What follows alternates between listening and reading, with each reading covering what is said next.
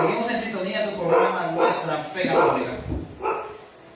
Ezequiel capítulo versículo 4. Recorre la ciudad y marca con una cruz. Marca con una cruz a los que se lamentan. Correcto. Pero mira lo que sigue después, el verso 5. Luego dice a los otros, de manera que yo le entienda: recorran la ciudad detrás de él y maten. No perdonen a nadie que su ojo no tenga piedad. Viejos, jóvenes, muchachas, niños y mujeres. Mátenlo hasta acabar con ellos. Pero no tocarán a los que tienen la cruz. Vamos a ver mañana cuántos van a dar esa cruz.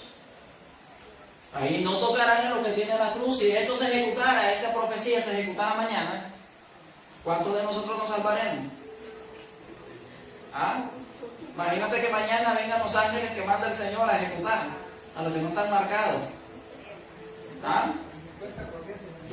Entonces, ¿qué hay que hacer? Hay que ir temprano a esas misas, no vaya a ser y se le ocurra venir por el mediodía. Como no venimos, no nos damos cuenta. Correcto. Y lo interesante es que empieza por el santuario, empieza por el templo, por esas personas que son de iglesia, esos que son de pequeñas comunidades, esos que son de Maús, esos coordinadores, jefes de sectores. Empieza por ellos, dice, empieza por ellos. Y si no tienen la marca de la cruz, ejecútenlo. Entonces hay que tener cuidado. Por consiguiente, nosotros tenemos que ser los primeros.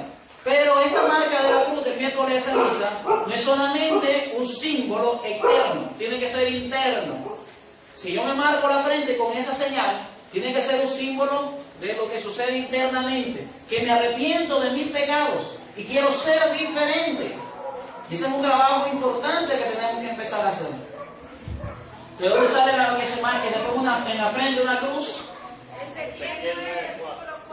Muy bien. Ezequiel capítulo 9, verso 4. Es una señal de arrepentimiento. Y es lo que tenemos que estar llamados todos. La semana pasada nosotros hablamos de la acción del Espíritu Santo. La acción del Espíritu Santo es la que nosotros nos va a ayudar a vivir nuestra cuaresma o nuestra vida penitencial de una manera más cercana a los principios divinos. Hablamos nosotros de los carismas. Los carismas son los dones del Espíritu Santo sobrenaturales. La iglesia le da este nombre de carisma, porque son sobrenaturales y que son externos, para que los demás vean y crean. Los carismas, estamos hablando de hablar en lengua, estamos hablando del carisma de profecía, estamos hablando de sanación, lo da el Espíritu Santo a las personas que Él desea darlo, y con una misión importante. Estos carismas pueden ser falsificados. Hay personas que falsamente pueden hablar en lengua, pero realmente no tienen el carisma del Espíritu. Entonces tenemos que tener mucho cuidado con eso, porque estos carismas pueden ser falsificados. Luego hablábamos de los dones. ¿Cuántos dones son? 7. 7 dones. ¿Y de qué parte de la Biblia se sacan estos dones? Isaías 11, versículo 1 y 2. ¿Ok? De Isaías 11, versículo 1 y 2. Esto lo recordemos siempre, porque después de repente nos dicen: ¿por qué ustedes le enseñan a los niños que hay 7 dones? Y ninguno de esos sale en la Biblia. Te dice la gente que casi no lee la Biblia y que creen leerla mucho. Esto es paradójico. Los que creen leerla mucho son los que los menos lo leen. Y te preguntan: ¿de dónde lo sacas? Entonces usted ya le dice en Isaías capítulo 11, versos 1 y 2. Ahí están los 7 dones del Espíritu Santo. Estos dones le pertenecen en plenitud a Cristo. Cristo lo tiene completo, esos 7 dones. Eso es base de la gracia santificante de Jesús. Su santidad tiene que tener referencia a estos dones que Él tenía. Una persona que quiere alcanzar la santidad tiene necesariamente que vivir estos dones y vivirlo a plenitud como lo vivía Cristo. Esto de los carismas y los dones, cuando una persona tiene una plenitud de Espíritu Santo, habita en el Espíritu Santo, vive el Espíritu Santo, vamos a reconocerlo, se hace conocer y le vemos. A simple vista uno puede saber: esa persona está llena del Espíritu Santo, esa persona vive el Espíritu Santo. Y no es alguien que hable bonito, no es alguien que se sepa la Biblia, es alguien que tiene una humildad tal y que se manifiesta en lo que vamos a hablar hoy: los frutos del Espíritu. Los frutos del Espíritu Santo. Una persona que vive al Espíritu Santo se le va a reconocer por sus frutos. ¿Cómo sabemos nosotros cuál es un árbol de naranja y cuál es uno de mandarina? Por el fruto. Vemos el fruto, ya sabemos, este es de naranja y este de mandarina. Quizá hay personas de campo más expertas que saben ver el tamaño de las espinas o de las hojas, no sé. Para mí, yo puedo confundir mandarina y limón porque se parecen. Pero, cuando vemos el fruto, ya sabemos qué tipo de árbol es. En la Biblia nosotros tenemos dos tipos de personas.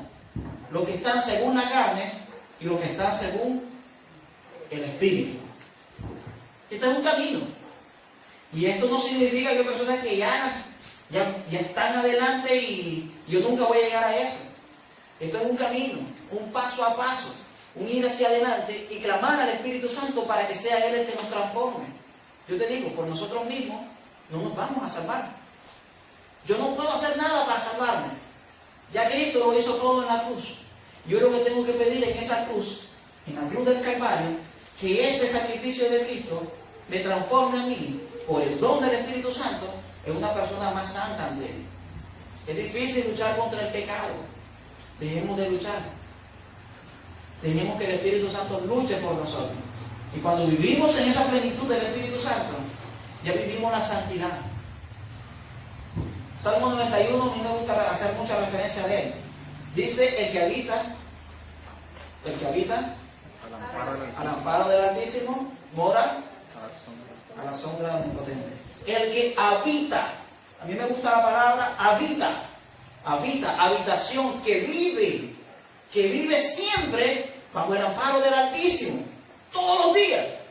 Cada cosa que hace está bajo el amparo del Altísimo. Para nosotros eso es difícil porque se nos ha acostumbrado a ser católicos de domingo. Solamente el domingo estoy bajo el amparo del Altísimo. Y cuando estoy en misa, estoy alabando a Dios. Pero el resto de la semana ya dejo de alabarlo. Solo el domingo estoy cantando música de Dios. Música de adoración. Mi voz adora a Dios.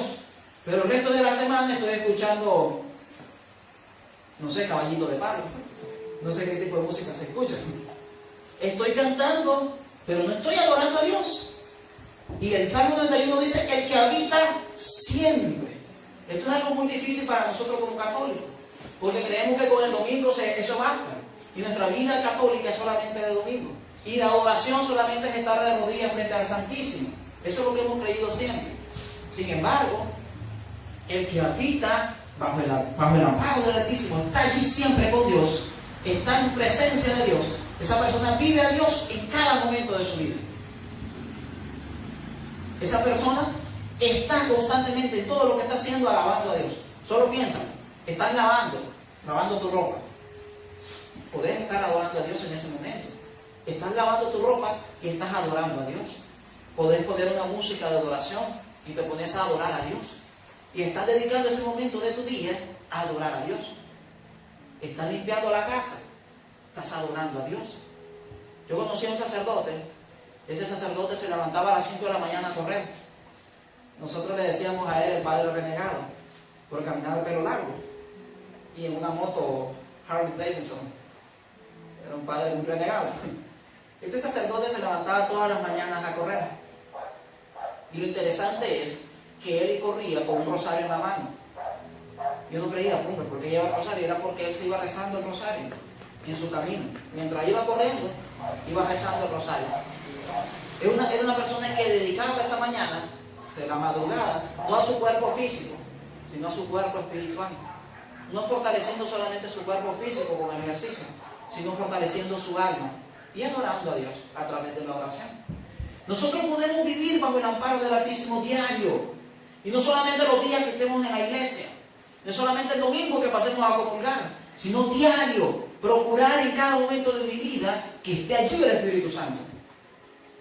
Recordemos que el Espíritu Santo ya está dentro nuestro y Él ve todo lo que hacemos y nosotros le trasladamos en nuestro templo al Espíritu Santo hacia ocasiones de pecado. Solo piensa, cuando estás solo en tu casa, nadie te está viendo, no estás en la iglesia, estás frente a una computadora con internet, te dedicas a alabar a Dios, te dedicas a adorar a Dios o a separarte de Él. Cuando estás solo en tu casa con tu teléfono en mano y recibes un chat, estás escribiendo para edificar a alguien para llevar a alguien hacia la presencia de Dios o le están alejando. Pero nosotros tenemos que recordar esto, que tenemos que vivir diario, cada momento, cada segundo adorando a Dios. El Espíritu Santo está dentro nuestro. Y dice la palabra de Dios que cuando nosotros callamos, el Espíritu ora. Y Él ora con sonidos inaudibles. Nosotros no lo escuchamos, no lo entendemos, pero Él está pidiendo por nosotros. Incluso cuando nosotros estamos pidiendo mal, estamos adorando a Dios y pidiéndole cosas que no necesitamos, el Espíritu está hablando a Dios. El Espíritu está hablando por nosotros. Nosotros quizás estamos diciendo, Señor, necesito que me den dinero, Señor, mira que no tengo nada. Ayúdame, prospérame, dame economía, quiero mejorar.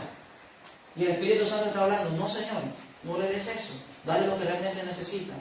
Dale salud, dale paz, dale dominio propio para llegar a la santidad. El Espíritu está pidiendo por nosotros, aunque nosotros no sepamos pedir bien. Y tenemos que escuchar esa voz del Espíritu y tenemos que vivir según esa voz del Espíritu y así encontrar la santidad. Gálatas capítulo 5, versos 22 y 23 nos dice cómo es una persona que ha aprendido a vivir en el Espíritu. Y cuando nosotros habitemos en el amparo del Altísimo, vamos a ser una persona como esta. Cuando nosotros, nuestra vida diaria, sea adoración perenne a Dios. Gálatas capítulo 5, versos 22 y 23. ¿Alguien lo tiene?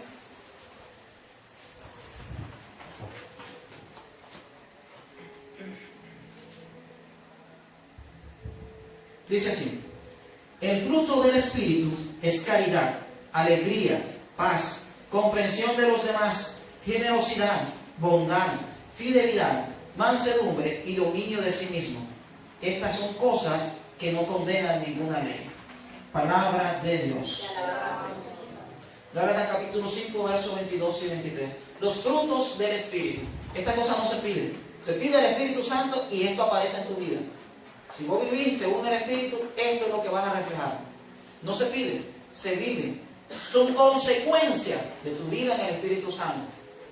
Vamos a hacer un corte musical y seguimos en tu programa Nuestra Fe Católica.